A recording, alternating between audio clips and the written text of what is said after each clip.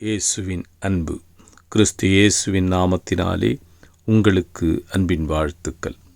ஏசாயா 40 அதிகாரம் 4 பள்ளமெல்லாம் உயர்த்தப்பட்டு சகல மலைகளும் குன்றுகளும் தாழ்த்தப்பட்டு கோணலானது செவ்வையாக்கி கரடு முரடானவை சமமாக்கப்படும் என்றும். அப்பிரியமானவர்களே, கர்த்தர் பள்ளங்களை உயர்த்துவார், கரடு முரடானவைகளை சமன்படுத்துவார். இதோ தேவனாலே எல்லாம் கூடும்.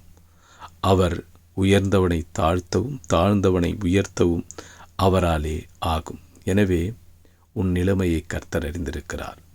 நீங்கள் கர்த்தரிடத்திலே, கர்த்தாவே, என் நிலைமையை பாருங்க, நான் மிகவும் தாழ்த்தப்பட்டு இருக்கிறேன், நான் சிறுமையில் இருக்கிறேன் என்று கர்த்தரிடத்திலே ஒப்புவிப்பீர்கள். ஆனால் கர்த்தர் உங்கள் நிலைமையை மாற்றுவார். அவர் சொல்லுகிறார், இதோ தாழ்மையுள்ளவன் இரக்கம் பெறுவான், அவன் உயர்த்தப்படுவான். இதோ மேட்டின்மனையும் பெருநெஞ்சனையும் கர்த்தர் தூரத்தில் இருந்து அறிகிறார்.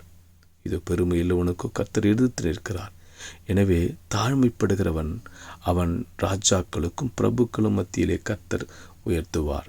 இதோ பெருமையுள்ளவனுக்கோ அவர் மலையாக இருந்தாலும், நான் யாரு தெரியுமா, நான் எப்படிப்பட்டவன் தெரியுமா, நான் எல்லோரிலும் உயர்ந்தவன் என்று சொல்லுவாயா? ஆனால் கர்த்தர் அவனை தாழ்த்துகிறார். இதோ மலைகளையும் குன்றுகளையும் அவர் என்ன பண்ணுவார்? தாழ்த்துவாராம், பள்ளத்தை உயர்த்துவார்.